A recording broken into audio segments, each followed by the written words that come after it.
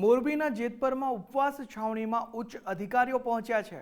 SP, collector અને SDM સહિતના અધિકારીઓ તે ઉપવાસ છાવણીમાં પહોંચ્યા છે, જ્યાં આટલા દિવસથી ઉપવાસ થઈ રહ્યા છે। આંદોલનકારી ખેડૂતો સાથે ઉચ્ચ અધિકારીઓએ ચર્ચા કરી।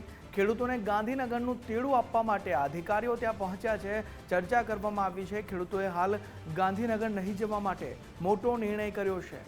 નવા વળતરનો સરકારી ડ્રાફ્ટ વાંચ્યા પછી જ નિર્ણય લેવામાં આવશે। પોતાની પડતર માંગણીઓ અંગે ખેડૂતો હજી પણ મક્કમ રહ્યા છે। જે મોરબીના જેતપરમાં આટલા દિવસથી આ ખેડૂતો ધરણા પર બેઠા છે, ઉપવાસ આંદોલન પર બેઠા છે, તે પોતાની પડતર માંગણીઓને લઈને હજુ પણ મક્કમ જોવા મળી રહ્યા છે। कलेक्टर साहेब, एसडीएम साहेब, ડીવાયએસપી સાહેબ, એસપી સાહેબ બધા પહોંચ્યા હતા અને અમને ગાંધીનગર જવા માટે કહેવામાં આવ્યું હતું, પણ અમારા ખેડૂત ભાઈઓએ બધાએ અમારા સંગઠન સમિતિએ એને ના પાડી હતી અને કીધું હતું કે તમારું પહેલાં ડ્રાફ્ટિંગ આપો, ત્યાંથી સરકારમાંથી જે ડ્રાફ્ટિંગ આવશે એનો અભ્યાસ કરીને પછી જ આગળ અમારે વધવામાં આવશે। ત્યાં લગી અમે ગાંધીનગર નહીં આવી અને ચોખ્ખી સખ્ત મનાઈ ના પાડી દીધી હતી।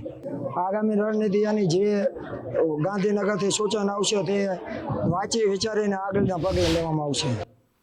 તો આજ મુદ્દે સંવાદદાતા નિલેશ ફોનલાઈન પર જોડાયા છે। નિલેશ, આ ખેડૂત ઉપવાસ જે છાવણી છે ત્યાં અધિકારીઓ પહોંચ્યા છે, તેમને ગાંધીનગરનું તેડું આપવામાં આવ્યું છે, શું છે વિગતો? નિલેશ, બિલકુલ જે રીતે આ ઉપવાસ આંદોલન ચાલી રહ્યું છે, છેલ્લા 6 દિવસ, આજે 6થો દિવસ હતો આજે અમરનાથ ઉપવાસ ઉપર અત્યારે ખેડૂતો ઉતરેલા છે અને એને દરરોજ ક્યાંક ને નવા ખેડૂતોનું સમર્થન મળી રહ્યું છે અને તેને લઈને આ આંદોલન છે વધુ દિવસે વધુ મોટું થઈ રહ્યું છે। ત્યારે આજે ઉચ્ચ અધિકારીઓ ખેડૂતો પાસે પહોંચ્યા હતા અને તેમને સરકાર સાથે વાતચીત કરવા માટે તેઓએ ખેડૂતોને સમજાવવાનો પ્રયત્ન કર્યો હતો, પરંતુ ખેડૂતો તસના-મસ થયા નથી, કારણ કે જે રીતે વીજ લાઈનના થાંભલાઓ નાખવામાં આવી રહ્યા છે ને જે હજી પણ કામ ચાલી રહ્યું છે, પોલીસ પ્રોટેક્શન સાથે કામ ચાલી રહ્યું છે અને તેને લઈને ખેડૂતોને વિશ્વાસ ક્યાંક ને ક્યાંક નથી આવતો અને તેઓ કહી રહ્યા છે કે જો સરકાર જો નવા વળતરનો જે ડ્રાફ્ટ બનાવે એ ડ્રાફ્ટ વાંચ્યા પછી જ આગળનો નિર્ણય લઈશું, ત્યાં સુધી અહીંથી છાવણી જે છે એ વિખી નાખવામાં આવશે નહીં અને સતત ઉપવાસ આંદોલન ચાલુ રહેશે